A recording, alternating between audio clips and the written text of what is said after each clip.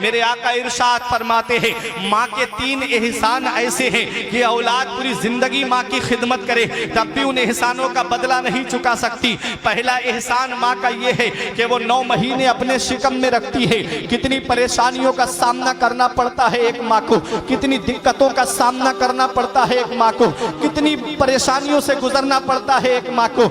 जब माँ के शिकम में औलाद आती है तो उस वक्त उसको पूछिएगा तुम्हारे घरों में भी औलाद है। आप अपने घरों के हालात अच्छे तरीके से जानते होंगे। जब औरत उम्मीद से होती है, जब औरत हामिला होती है और जब बच्चे की पैदाइश का वक्त करीब आता है, कितनी परेशानियों का सामना करती है एक औरत। कभी उसके सर में दर्द है, कभी पैरों में दर्द, कभी पैरों पे सूजन, कभी जिस्म के अंदर दर्द। इतनी परेशानियों का सामना करने के बाद में एक माँ अपनी औलाद को जन्म देती है। और बाज औरतों का तो बच्चे की पैदाइश के वक्त इंतकाल हो जाता है। औलाद को जब जन्म देती है माँ तो एक बार अपने बच्चे को देखने के बाद वो सारी परेशानियां भूल जाती है, सारी कुल्फतें भूल जाती है। सारी माँ अपनी परेशानियों को फरामोश कर देती है कि मेरा बेटा सलामत है तो मुझे कोई परेशानी नहीं, मेरा लाल सलामत है तो मुझे कोई दिक्कत नहीं है। माँ 2 साल तक अपना खून जिगर औलाद को दूध की शक्ल में पिलाती है। मेरे आका हुजूर सल्लल्लाहु अलैहि वसल्लम के गुलामों, माँ के कितने एहसान है, बाप के कितने एहसान हमारे ऊपर है, इसका पता हमें अभी नहीं चलेगा। जब ये साए हमारे सर से उड़ जाते हैं फिर चिराग लेके भी ढूंढोगे तो माँ जैसी मोहब्बत करने वाली शख्सियत नहीं मिलेगी, बाप जैसा प्यार करने वाली शख्सियत नहीं मिलेगी। ऐसे माँ बाप के साए की ना कदरी न कर, धूप काटेगी बहुत जब ये शजर गिर जाएगा। एक सहाबी हजरत उमर फारूक आजम के दौर की बात बता रहा हूँ। एक बूढ़ी औरत ने आकर के शिकायत की, हुजूर मेरा बेटा मुझे परेशान बहुत करता है। उमर फारूक आजम ने उसके बेटे को बुलाया और बुलाने के बाद उसके पेट पर 2-2.5 किलो वजनी पत्थर बांध दिया और उसके बाद कहा खबरदार अगर ये पत्थर तेरे पेट से हट गया तो तुझे सख्त सजा दूंगा। वो अपने घर पर गया, खाना खाना दुश्वार हो गया, सोना दुश्वार हो गया। शाम को सोए तो पत्थर के वजन की वजह से उसकी सांस दबने लगे। माँ के पास आके कहता है अम्मी मैं तेरे हाथ जोड़ता हूँ, ये पत्थर मेरे पेट से उमर फारूक आजम से कह के हटवा दे। माँ अपने बेटे को सुबह को लेकर के आई, हुजूर मुझसे मेरे बेटे की परेशानी देखी नहीं जाती, आप मेरे बेटे के पेट से इस पत्थर को दूर कर दीजिए। उमर फारूक आजम ने पत्थर हटाते हुए कहा था तू एक रात इस वजन को लेकर के रात न, एक रात तुझसे इस वजन के साथ में ना गुजारी गई। कभी तूने अपने दिल पे हाथ रख करके सोचा कि तेरी माँ ने 9 महीने तुझे अपने शिकम में रख करके कैसे रातें गुजारी होंगी, कैसे रातों में सोई होगी, कैसे घर के काम किए होंगे, कैसे घर के काम काज किए होंगे। इंसान भूल जाता है माँ की उन कुर्बानियों को कि माँ ने कितनी रात परेशान होकर के हमारी खातिर खुद गीले में सोती रही और हमें सूखे में सुलाती रही। खुद माँ ने हमारे लिए कितनी रातें जाग करके गुजारी। आज ये मोबाइल चलाने वाली औलाद क्या जाने, जिसे व्हाट्सएप चलाने से फुर्सत नहीं मिलती, जिसे यूट्यूब देखने से फुर्सत नहीं मिलती, जिसे फेसबुक पे तस्वीरें अपलोड करने से फुर्सत नहीं मिलती। ये कौम क्या जाने कि माँ ने कितनी रातें हमारी खातिर जाग करके गुजारी है। ये कौम क्या जाने कि मेरे बाप ने मेरे लिए कहां कहां से पैसे ला करके जमा किए हैं। याद रखना नौजवानों, अगर माँ बाप जिंदा हैं तो कद्र कर लो, माँ बाप जिंदा हैं तो उनकी खिदमत कर लो, माँ बाप हयात हैं तो उनकी खिदमत कर लो। जिस दिन ये साए सर से उड़ जाते हैं उस दिन चिराग लेके भी ढूंढोगे तो माँ बाप जैसा प्यार करने वाली शख्सियतें नहीं मिलेंगी, माँ बाप जैसी मोहब्बत करने वाली शख्सियतें तुमको नहीं मिलेंगी। बाप आंगन में लगे हुए पेड़ की तरह है। हमारे बुजुर्गों ने फरमाया बाप आंगन में लगे हुए पेड़ की तरह है। जब शिद्दत की गर्मी पड़ती है, जब गरम गरम लू के थपेड़े होठों को खुश्क कर देते हैं, ऐसे वक्त में जो सबसे बेहतर साया है, जो सबसे मुनासिब साया है वो दरख्त का साया है। इंसान गर्मी में दरख्त के नीचे खड़ा हो जाए उसे आराम मिल जाता है। इंसान शिद्दत की गर्मी में पेड़ के नीचे बैठ जाए उसे आराम मिल जाता है। ऐ नौजवानों याद रखना, हमारे बुजुर्गों ने फरमाया कि बाप आंगन में लगे हुए पेड़ की तरह है। जब शिद्दत की गर्मी पड़ रही हो तो दरख्त के पत्ते तोड़ करके देखना, उन पत्ते ऊपर से गर्म होंगे लेकिन नीचे बैठने वाले को साया देते हैं, नीचे बैठने वाले को आराम पहुंचाते हैं। बाप आंगन में लगे हुए पेड़ की तरह है, खुद तो धूप में जलता रहता है लेकिन अपनी औलाद को साया पहुंचाता है, खुद तो धूप में जलता रहता है लेकिन अपनी औलाद को सुकून पहुंचाता है, अपनी औलाद को छांव पहुंचाता है। इसी को शायर ने कहा था, ऐ जिया माँ बाप के साये की ना कदरी ना कर, धूप काटेगी बहुत जब ये शजर गिर जाएगा। बाप कितनी बड़ी अल्लाह की नेमत, इसका पता हमें तब चलता है जब बाप की चारपाई घर से उड़ जाती है। माँ अल्लाह की कितनी बड़ी नेमत, इसका पता हमें तब चलता है जब माँ की चारपाई हमारे घर से उड़ जाती है। फिर हम दुनिया में चिराग लेके भी ढूंढेंगे तो माँ बाप जैसा प्यार करने वाली शख्सियतें नहीं मिलेंगी। आज जिस दौर में हम जिंदगी गुजार रहे हैं ये मिलावटी दौर कहलाता है। आज आपको चीनी में भी मिलावट मिलेगी, आज आपको चावल में भी मिलावट मिलेगी, आज आपको घी में भी मिलावट मिलेगी, आज आपको तेल में भी मिलावट मिलेगी, आज खाने पीने की अशिया में भी आपको मिलावट मिलेगी। इस मिलावटी दौर में अगर बगैर मिलावट के कोई चीज है तो वो माँ बाप की मोहब्बत है, जिसमें कोई मिलावट नहीं होती है। जो अपने माँ बाप से सच्ची मोहब्बत करते हैं, माँ बाप अपनी औलाद से सच्चा प्यार करते हैं।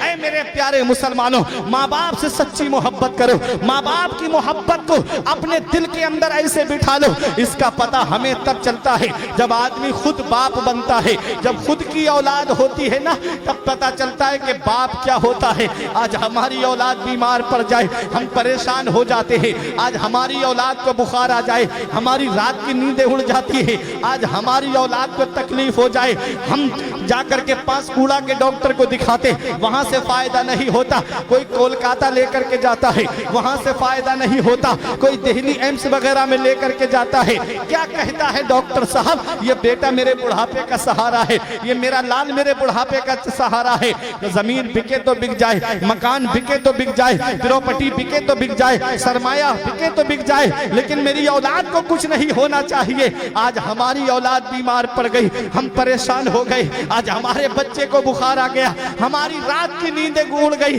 हम चारपाई पे बैठ करके पूरी पूरी रात गुजार देते हैं। कभी दिल पे हाथ रख करके सोचा कि जब बचपन में हम बीमार पड़े थे तो हमारे बाप ने कितनी रातें हमारे सराहने बैठ करके गुजारी, जब बचपन में हम बीमार हुए थे। आज जिस बूढ़े बाप की खांसी हमें अच्छी नहीं लगती, यही बूढ़ा बाप था जो हमें डॉक्टरों के पास लेकर के गया। आज जिस माँ का बोलना हमें अच्छा नहीं लगता, यही हमारी बूढ़ी माँ है जो अपनी चादर सर्दी में हमें उड़ा करके डॉक्टरों के पास लेकर के गई। खुद तो सर्दी में ठिठरती रही लेकिन अपनी औलाद को सर्दी लगने नहीं दी।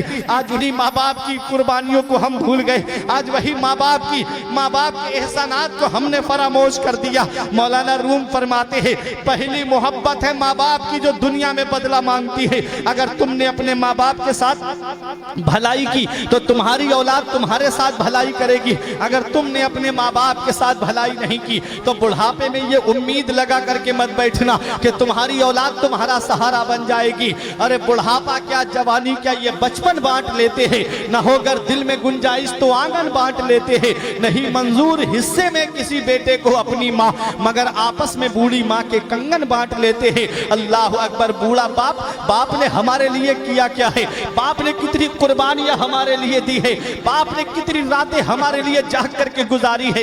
इन बूढ़े बापों को आप देख लिया करो, इनके हाथ अपने हथेली पे रख करके देख लिया करो। एक दिन मैंने अपने वालिद साहब से पूछा, अब्बा मेरे हाथ की लकीरें नजर आ रही हैं, आपके हाथ की लकीरें कहाँ चली गई? तो एक जवाब दिया था, बेटा तुम्हारी तकदीर बनाते बनाते हमारे हाथ की लकीरें मिट गई। बाप क्या नहीं करता है अपनी औलाद के लिए, बाप कौन सी कुर्बानी नहीं देता अपनी औलाद के लिए।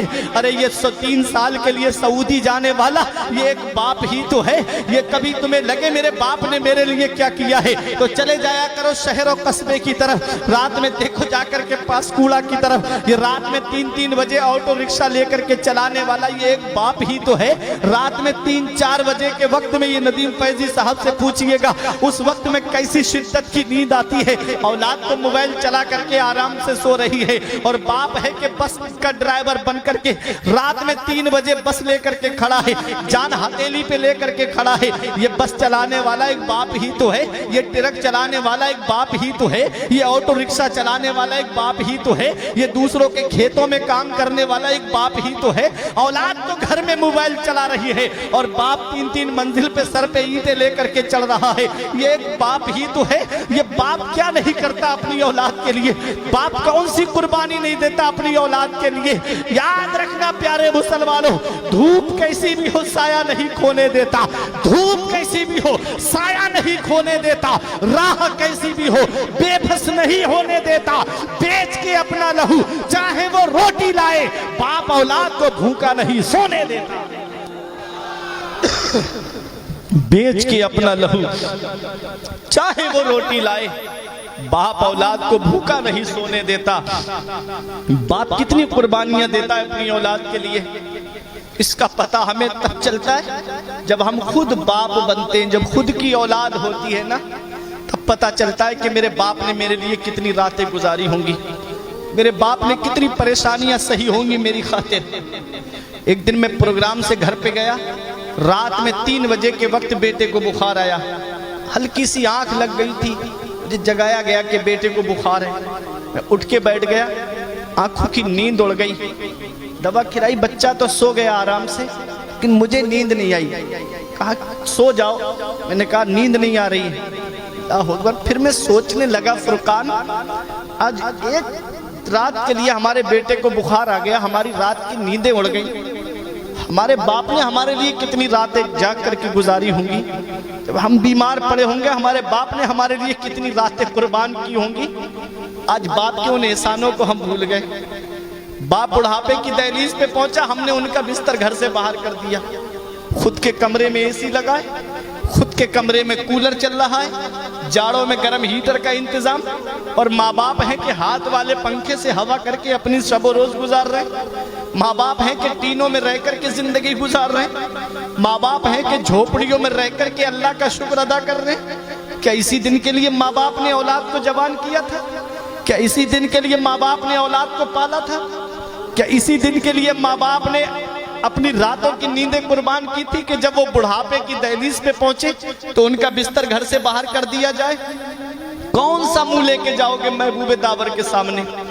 कौन सा चेहरा लेकर जाओगे शाफ़े महशर के सामने? कयामत के दिन मेरे नबी ने तुमसे पूछ लिया कि बुढ़ापे में माँ बाप की दौलत मिली थी, क्या करके आए? क्या कहोगे? उनका बिस्तर घर से बाहर करके आए। नई नवेली दुल्हन के कदम घर में क्या घुसे, माँ बाप का बिस्तर घर से बाहर। याद रखना प्यारे मुसलमानों, बीबी की जन्नत शौहर की फर्माबरदारी में है, और शौहर की जन्नत उसके माँ बाप की फर्माबरदारी में है। बीबी को उसका हक दो, क्योंकि वो बाप का आंगन छोड़ के आई है तो तुम्हारे लिए, वो माँ की ममता छोड़ के आई है तो तुम्हारे लिए, वो बहनों का साथ छोड़ के आई है तो तुम्हारे लिए, वो भाइयों का साथ छोड़ के आई है तो तुम्हारे लिए। आज आप 1 महीने के लिए मेरे घर पे नहीं रुक सकते। आप कहोगे मौलाना घर वालों की याद आती है, और वो अपना सब कुछ छोड़ करके एक अनजान आदमी के साथ निकाह के जरिए आकर के कई महीने तक उसके साथ में जिंदगी गुजारती है। हमको और बीबी को उसका हक देना है, और माँ बाप को उनका हक देना है। माँ बाप अल्लाह की बहुत बड़ी नेमत, माँ बाप अल्लाह की कितनी बड़ी नेमत है, इसका पता हमें तब चलता है जब ये साए हमारे सर से उड़ जाते हैं। फिर हम चिराग लेके भी ढूंढते हैं तो माँ बाप जैसा प्यार करने वाली शख्सियतें हमें नहीं मिलेंगी, माँ बाप जैसी मोहब्बत करने वाली शख्सियतें हमें नहीं मिलेंगी। इसी को शायर ने कहा था कि वक्त ठुकरा देगा एक दिन मेरी सारी ये कुर्बानियाँ, दामने उम्मीद में फ़कत नाकामियाँ रह जाएंगी।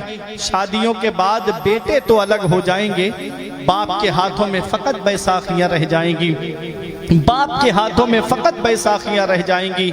और बुढ़ापा क्या, जवानी क्या, ये बचपन बांट लेते हैं। न होकर दिल में गुंजाइश तो आंगन बांट लेते हैं। नहीं मंजूर हिस्से में किसी बेटे को अपनी माँ, मगर आपस में बूढ़ी माँ के कंगन बांट लेते हैं। बाप का माँ का बुढ़ापे में बंटवारा कर दिया जाता है कि माँ 1 महीना मेरे घर खाएगी, बाप 1 महीना तेरे घर खाएगा। कभी आपने ये सोचा कि वालिद साहब जब हम छोटे थे तो हमारे लिए जब बाहर से आते काम करके खाने पीने की अशिया लेकर के आते तो माँ अपने बच्चों के लिए उठा करके रख देती थी कि मेरा फला बेटा बाहर चला गया है, जब आएगा तो मैं उसके लिए ये सामान रखूंगी।